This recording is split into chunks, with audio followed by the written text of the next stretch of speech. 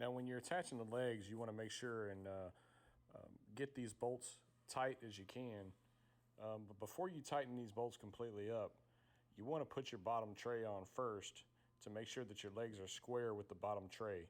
After you put your bottom tray on, which is the next step, then you're going to make sure and crank down on these bolts and make sure that your legs are nice and tight.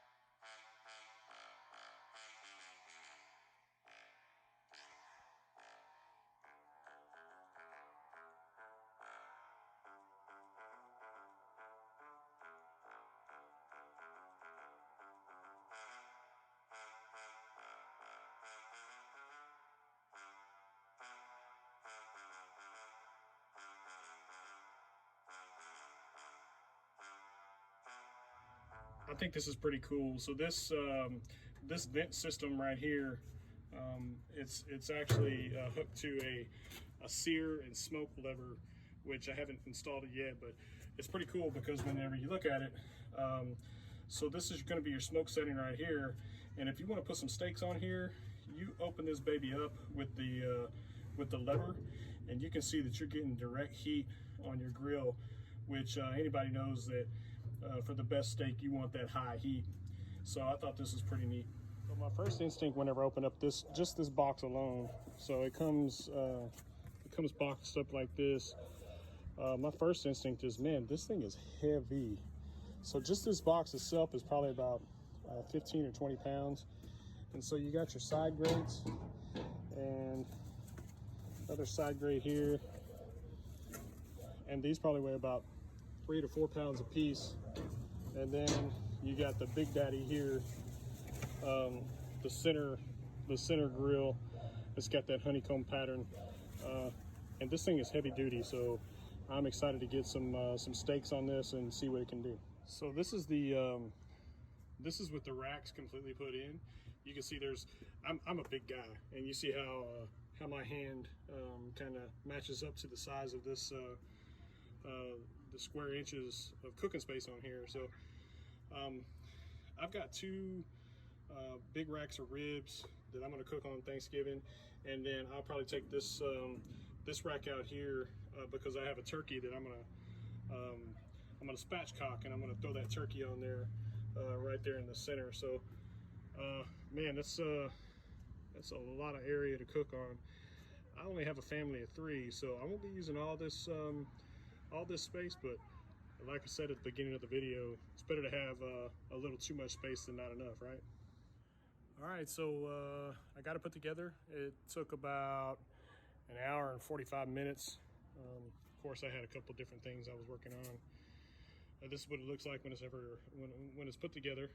So I think it's pretty awesome. Really, the only trouble I ran into is that when I went to pull the inside sticker off, it's got a little sticker that tells how the pellet smoker actually works. Of course, I got that sticky stuff in there. I'm gonna have to get some goof off or something like that to clean it. I'm gonna have to clean my grates and everything. That's with anything though. Anytime you have something new that you're gonna be cooking on or whatever, you want to clean those off with soap and water, and then you want to treat them with some oil, some sort of oil, to make sure that your food doesn't stick to it, right? So those are all cast iron grates, so you want to make sure that they don't rust. I'm pretty excited about getting this thing up and running. On Thanksgiving Day, I'll make some more videos of what my turkey looks like and what my ribs look like, and hopefully it's a success. First step is going to be firing this thing up tomorrow and making sure the hopper works and everything. So we'll make sure the hopper works, make sure we're going to have some flawless operations, because the last thing I want to do is put that big old turkey on there and my 2 racks of ribs and something happen where it doesn't cook right or it flares up. All right, so for the first time startup, you're supposed to plug your grill in. You're supposed to remove the grating, turn the power on, and then turn the setting to low right here. So we got our setting to low. It shows preheating right there on the So what we're looking for now is we're looking to make sure that the fan's actually working. You can hear the fan. You stick your hand down in here, you can feel the breeze coming up out of there. We're also going to make sure that we got a light down there in our fire pit, and we're also going to ensure that our auger is working properly. So the auger is in here. It's kind of dark and maybe kind of hard to see it right here, but we're supposed to do this for 3 minutes and ensure that that auger is running. After I make sure all these things are working properly, I'm gonna I got some of this cooking spray. My buddy told me, hey, you need to spray that pit down. Spray it down good with the cooking spray, and it kind of prevents corrosion. So I'm gonna spray the sides down and the lid and all that stuff. And then the later part of this video, I'm gonna do some steaks tonight.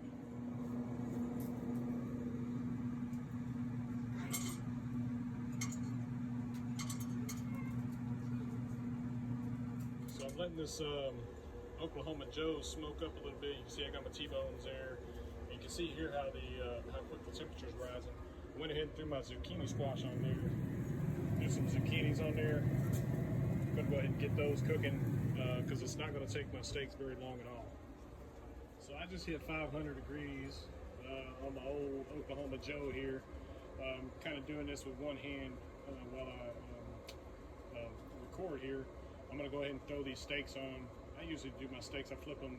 My first initial is 2 minutes, 2 minutes, and then 1 minute afterwards until I get the desired doneness.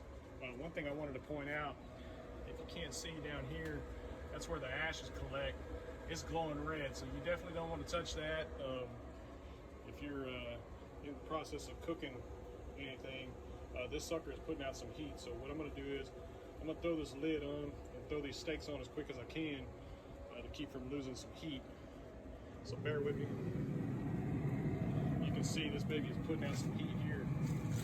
And we'll go ahead and throw the T-bone on right there.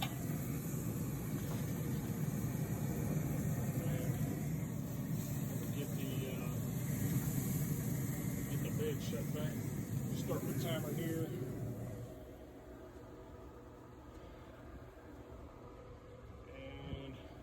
We'll see what we look like in about 2 minutes.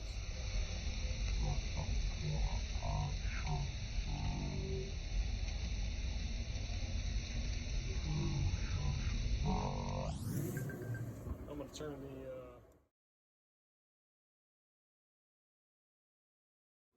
So I'm about an hour in on my turkey and ribs.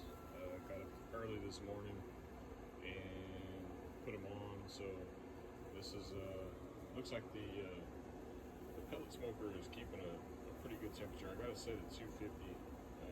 It's held a constant 248. So let's see what they're looking like so far.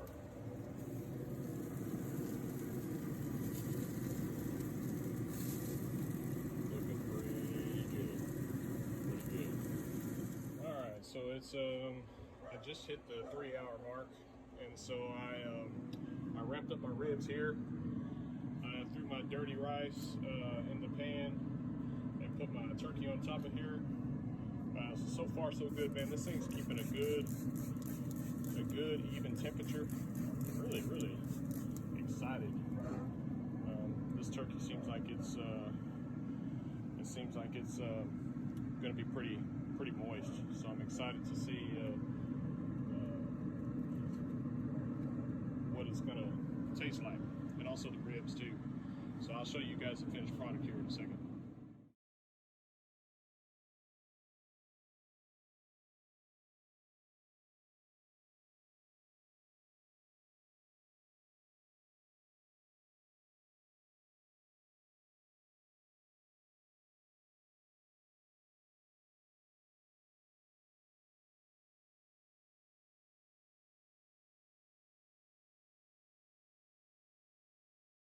So this is the day after the Thanksgiving feast, and I'm gonna be honest with you.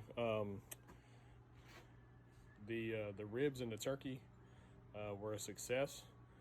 Matter of fact, I didn't even get any ribs, so I'm a little bummed about that. So I think I'm gonna have to fire this thing up and do another batch of ribs either today or tomorrow. But other than that, just to kind of wrap up the review, I thought the Oklahoma Joe pellet smoker was a pretty good value. Let's talk about the opportunities for improvement first. Again, you saw my pet peeve was that sticker that was on the inside of the lid. Maybe they can figure something out on that, but I kind of like to see some sort of handle on this side of the pit to kind of move it around. This, I guess you could move it around with this, but I guess traditionally, if you have a pit or a smoker, that it would have some sort of handle here to kind of move it around. This is kind of hard to grip. I had to move it from my front driveway to my backyard on the patio back here, and it would have helped if I would have had some sort of better handle to grip onto it to move it around. But so let's talk real quick about the the pros about this smoker. I thought it was really good smoker, really good value. Kept the temperature really close to where I needed it to be. I mean, within probably 4 or 5 degrees.